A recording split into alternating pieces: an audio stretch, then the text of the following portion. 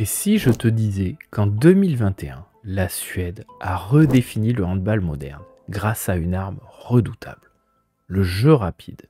Une arme si efficace qu'elle a surpris les plus grandes nations de l'époque, y compris des équipes comme la France et l'Espagne.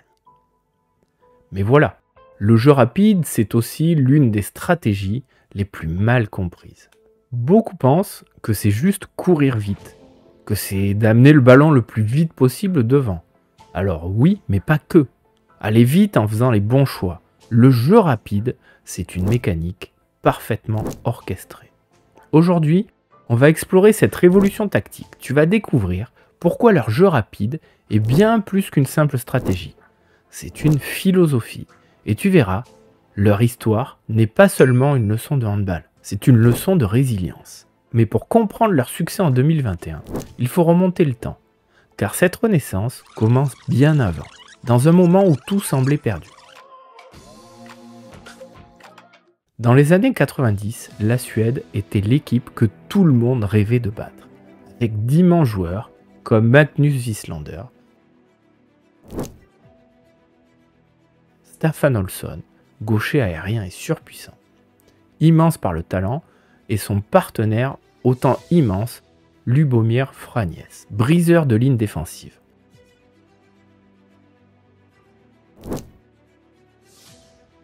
Stefan Löfgren, le polyvalent. Sous la direction de Bernd Johansson, cette équipe a dominé le handball mondial grâce à une stratégie avant-gardiste, le jeu rapide. Imagine des contre-attaques fulgurantes, une coordination parfaite,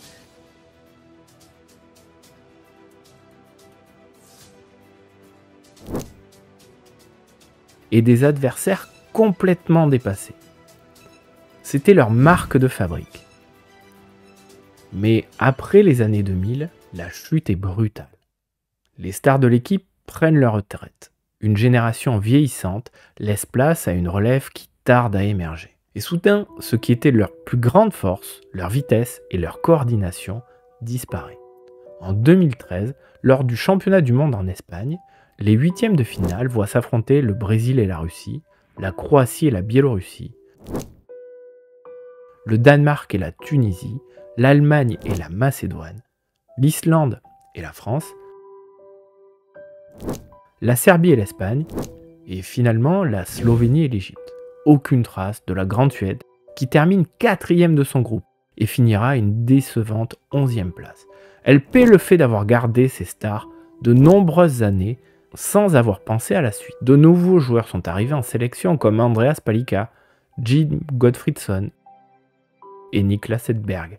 Ils étaient talentueux, mais bien loin de leurs glorieux prédécesseurs. Pour eux, 2013 était un moment d'apprentissage douloureux, mais c'était aussi le début d'un chemin qui allait les mener, des années plus tard, à redéfinir le handball suédois. Car derrière cet échec, ces joueurs ont continué à travailler, à apprendre, et surtout à croire qu'un jour, ils pourraient changer les choses. Et ce jour arrive en 2021. En 2021, le handball moderne a évolué, et avec lui, les approches tactiques des grandes équipes. Des ajustements réglementaires successifs, comme le cercle pour l'engagement et l'autorisation du jeu à 7 joueurs de champ, ont permis de fluidifier le jeu et d'élargir les possibilités stratégiques. Certaines équipes, comme le Danemark, ont choisi d'exploiter pleinement cette règle pour renforcer leur attaque placée en jouant sur leur qualité de passe et leur organisation méthodique. Alors que d'autres équipes tâtonnent et se laissent complètement tenter par le jeu à 7. La Suède revient à ses fondamentaux: rapidité, coordination et intelligence collective. Cette philosophie les distingue clairement des autres équipes. Elle se laissera tenter par le jeu à 7, mais comme option tactique, contrairement au Danemark, qui préfère ralentir le jeu et capitaliser sur sa qualité de passe dans le jeu à 7, la Suède transforme chaque transition en opportunité de marquer rapidement. Match après match, leur style fait des merveilles. Pour cela, ils vont s'appuyer sur une défense difficile à battre.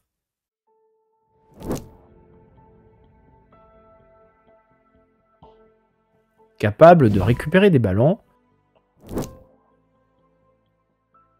mais aussi de faciliter les parades de leurs gardiens. Andreas Palika qui depuis 2013 a pris une toute autre stature. Leur jeu rapide repose sur 3 temps parfaitement maîtrisés et des joueurs qui sont au service du projet de jeu collectif.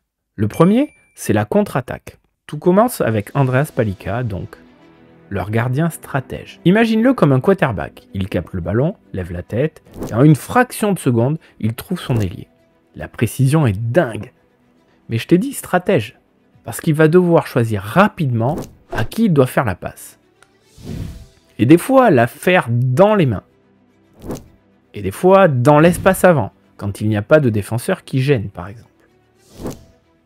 Mais des fois, la relance directe n'est pas possible parce que l'équipe adverse l'a empêché, par exemple. Du coup, une fois le ballon dans le camp adverse, le plus souvent, c'est Jim Gottfriedson qui prend le relais. Tireur puissant et précis, mais aussi passeur magique. Demi-centre et maître du tempo, c'est lui qui dicte les mouvements. Il arrive rarement vite dans cette zone, mais il met le ballon au bon endroit. Ou prend les choses en main quand c'est la solution adéquate. Toujours simple, mais incroyablement efficace. Son rôle dans le collectif, c'est d'être le premier réceptionneur qui va passer le ballon à un des deux arrières relayeurs vers les finisseurs. Les finisseurs, ce sont les ailiers comme Niklas Hedberg ou Hampus Wan. Et ici, pas de place pour l'hésitation. Ils exploitent chaque espace, chaque faille, chirurgicaux. Mais aussi créatifs et magiques. Magique et surtout efficace, peu importe l'angle de tir.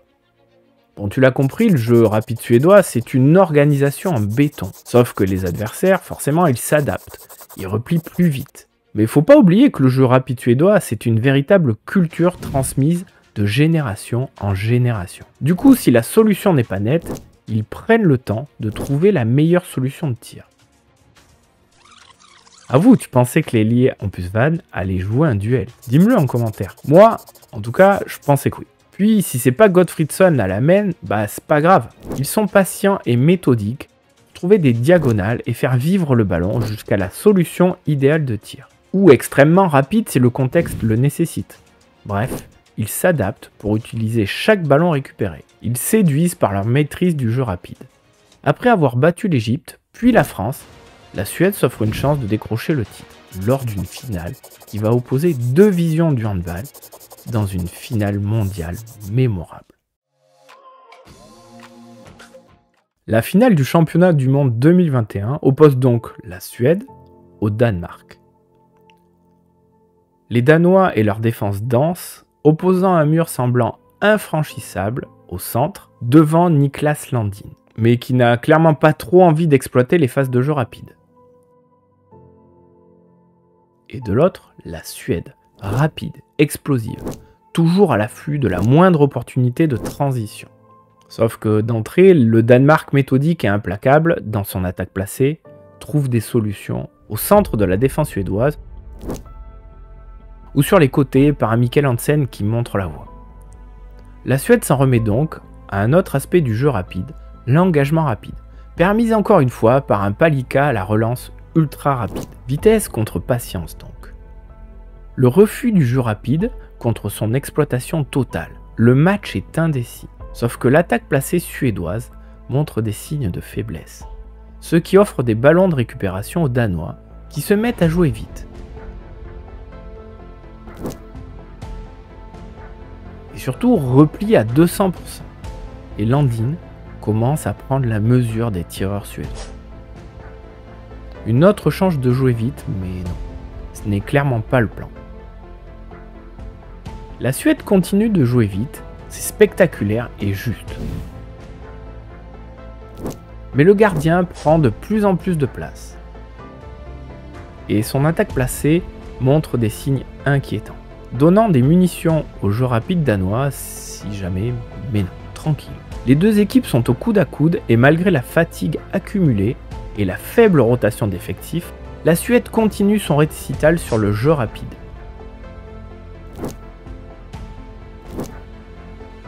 Et Andreas Palika prend feu pour peut-être prendre 3 buts d'avance en cette fin de première mi-temps. Mais encore de l'imprécision en attaque. Et but. Jusqu'à l'inimaginable. le Danemark utilise le jeu rapide et aura une nouvelle attaque avant la fin de la première mi-temps qui sera transformée 13-13. Pour s'opposer au jeu rapide suédois, les Danois proposent une attaque placée, patiente, où ils cherchent les situations de tir les plus favorables. L'idée est sans doute de donner le moins de munitions possible aux Suédois pour jouer vite.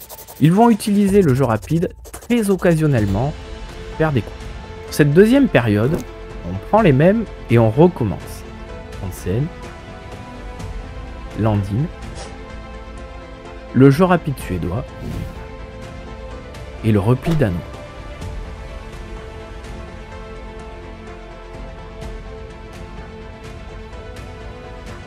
Et Hansen. Puis un repli sur l'engagement rapide.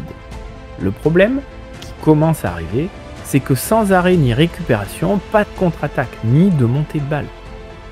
Si en plus les Danois replient correctement sur l'engagement rapide, ça va être dur pour les Suédois, qui s'en remet à son jeu collectif en attaque placée et à Albin Lambergren intenable sur cette compétition. La Suède va s'adapter au repli danois et proposer une montée de balle, on va dire plus directe pour passer devant, 17-18 à presque 20 minutes de la fin.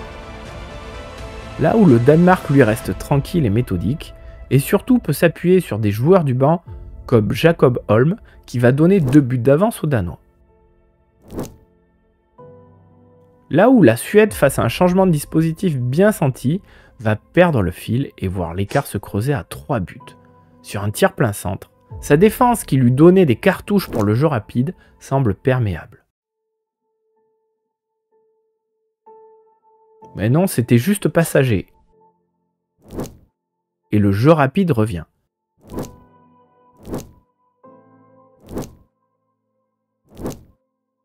Sauf que... Et il continue.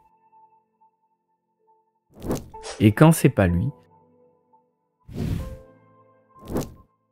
c'est la défense danoise qui coupe court à toute exploitation. Le match est intense, chaque équipe imposant tour à tour son style. Il reste un peu plus de 3 minutes et la Suède peine à utiliser le jeu rapide et s'en remet au jeu à 7.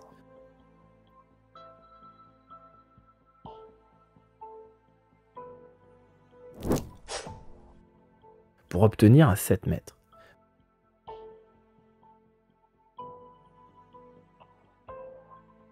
Mais Landin est toujours là. Les Danois utilisent aussi le jeu à 7 avec calme et précision. Mikkel Hansen voit le déplacement défensif et l'utilise sur le deuxième temps. Malgré une dernière montée de balle d'école, les Suédois verront le titre leur échapper. Le coup de sifflet final retentit. Le Danemark s'impose, laissant la Suède dévastée. Leur rêve de titre mondial s'échappe, brisé par une équipe qui a su imposer un style totalement opposé. Pour les joueurs suédois, c'est une fin douloureuse, très douloureuse, tant le travail fourni a été colossal. La Suède arrive à l'Euro, 1 an plus tard, forte de ses apprentissages. L'effectif tourne plus, à l'aile déjà, mais aussi à des postes clés, comme au gardien. Et sur la base arrière. Les finalistes de 2021 sont toujours là et sans doute animés par un sentiment de revanche. Et l'attaque placée s'est enrichie. Et le jeu rapide est plus que jamais présent. Lors des phases de poule, la Suède termine deuxième en s'inclinant lourdement face à l'Espagne, 32-28. Les voilà en demi-finale face à la France. Malgré tout, sauf que la France est dominatrice, maltraitant la défense suédoise par un Melvin Richardson des grands soirs. Donc peu de munitions pour le jeu rapide. En plus, la France creuse l'écart au score, plus 3. Sauf que la Suède, plus sûre de ses forces en attaque placée, et surtout plus fraîche, revient calmement, méthodiquement. Perdant quelques ballons favorisant le jeu rapide français, ce qui permet à la France de coller au score et de continuer à espérer. Sauf que Andrea Palika, dans son but, veille. Et sur une dernière parade, donnera la victoire à la Suède. Pas trop de jeux rapides, les équipes ayant appris de leurs erreurs lors de la compétition précédente. Une finale qui s'annonce donc compliquée face à l'Espagne, qui en plus les a dominés facilement en phase de poule. Une équipe douée tactiquement en attaque, mais Andrea Palika est là, veillant sur le but suédois. Et la Suède fait payer cash à l'Espagne la moindre erreur par son jeu rapide.